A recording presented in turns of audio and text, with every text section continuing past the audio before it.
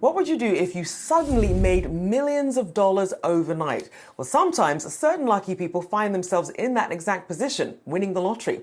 Now, unfortunately, last week didn't see any winners as the Mega Millions jackpot of an estimated 427 million US dollars and the Powerball jackpot of an estimated 590 million US dollars were not drawn.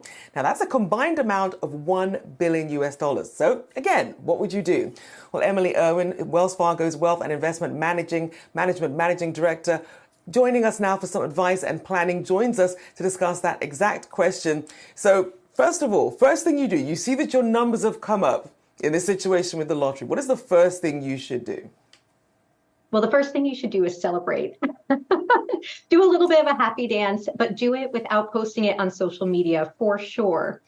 And once you share it with your trusted loved ones, you want to put together a team. So the first thing to think about is who are your trusted advisors going to be as you navigate your new world. And so think about an attorney, a CPA, an investment advisor, potentially even a charitable advisor or philanthropic advisor as well, because these are the individuals that are going to provide you both the technical advice as well as provide you education so you can make informed decisions. Now, a lot of times, obviously, whatever financial habits you had before you come into sudden wealth, they're going to continue because obviously this is something that's happened overnight. What are some of the biggest do's and don'ts when it comes to this and how people should be thinking about sudden wealth?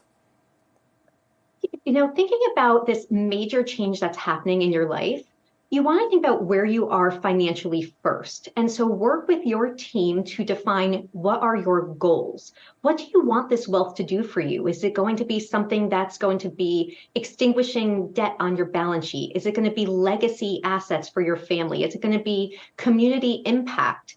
And then work towards making incremental decisions and build out a plan in order to be able to understand how can you accomplish those goals. What you don't want to do, a major don't, is make any major drastic changes in the first few days and months following your big win because you really don't know how it's going to affect you yet. It's true because a lot of people are like, oh, well, I'll quit, I'll do this, I'll do that. But this is a long process it can take for some of these lotteries to really hand all of this out. So in terms of, I know you said you should start by, you can start by telling some of your closest family members. Is that always a good idea? Like, how much of it should you keep to yourself, especially if you're in a state that doesn't allow you to be anonymous? You know, I think when you think about your trusted family, it's maybe your partner or spouse, potentially adult children, depending on where they are in their financial lives. But the closer, the better in your circle of trust, because you want to be able to control the decisions with respect to your wealth. You don't want to have to start making reactive decisions to requests and asks or feel uncomfortable amongst your friends and neighbors and within your community before you're ready to do so. That's where that team and the goal setting is really important because you want to be able to take control over the actions as opposed to being more reactive in nature.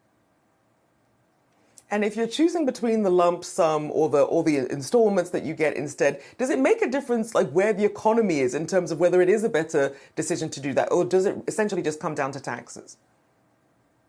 You know, it's taxes, economy, and personal preference. And I throw in the last one because if you are someone who has money in your pocket and you're going to spend it, having that annuity over the next 29 years is probably a better bet for you because you have the security of knowing, even though it'll be invested on your behalf, it will be there year over year.